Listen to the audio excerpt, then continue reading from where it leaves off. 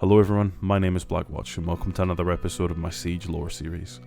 If you've watched my previous lore videos, you'll know by now what it is that brought Azami into the fold as a Rainbow operator, specifically the assassination of her employer, Yahata, and how Nighthaven, who you'll also know just recently broke off from Rainbow, seemed to be involved with that assassination at the very least, as their weaponry was found at the scene of the attack.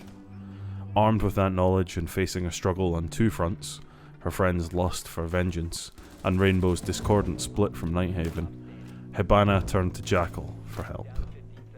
Jackal is an immensely skilled tracker, so his assistance only made sense on this job, but with him came Thatcher. Though his tone was jokey and seemingly upbeat about the other three ops, it's clear that the departure of James Porter, also known as Smoke, has taken a toll on the SAS veteran. He was close to all the men in his unit, and seeing Smoke join the enemy was as clear a knife in the back as he could have imagined.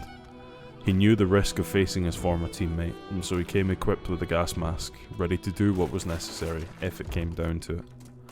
The crime scene had already been swept, but Jackal did what Jackal does, and the missing details of Azami's battle the night before began to reveal themselves to the team. Of the 6 assailants, only 3 had used guns, and 4 had died in the fight. The remaining 2 had escaped, but 1 had been badly wounded. Following the trail, it became clear that the wounded assassin could no longer walk, and was carried by his comrade. Struggling to support his partner's weight, the healthy assassin retreated into a nearby factory, dumping his friend in cover.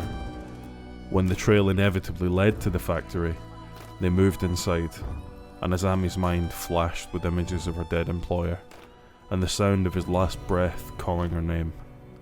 Exposed in the open, Azami stood alone, and drew out the position of the lone gunman who hid his defenceless friend. A quick EMP from Thatcher plunged the building into darkness as frenzied hostile gunfire riddled the air, somehow missing Azami as she stood defiantly in the open. Suddenly, the volley ceased as the assassin felt the cold steel of Thatcher's knife press against his throat. It's clear from what happened next that the men on the job bore no loyalty to their employer or their cause. These were guns for hire and nothing more. The assassin gave up everything.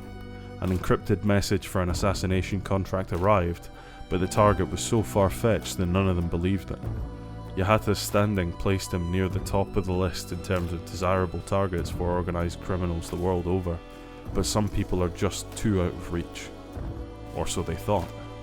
The message was followed by a crate loaded to the brim with weapons, a dossier concerning Yahata's movements, and a huge sum of money. Whoever organised the hit wasn't messing around. The last message the men received after they arrived at the factory, one of them injured, told them to stay put, and revealed another truth about whoever organised the hit. They had no interest in witnesses. A hail of machine gun fire ripped through the building, obliterating the surrendering gunmen. Azami's quick thinking to deploy her Kiba barriers saved the rest of them from a similar fate. As Jackal slung the injured mercenary on his shoulders, they headed out of the building. The helicopter managed to escape without giving anything away, only the silhouette of someone manning the gun. There was no insignia, and no indication beyond their suspicions of who it might be.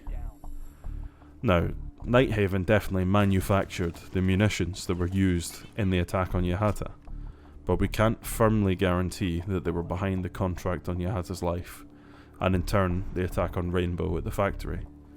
However, it's safe to say that access to gunship helicopters is fairly limited in the wider world, so as far as I'm concerned, this was the first skirmish that signalled the start of a larger war between Rainbow and Nighthaven.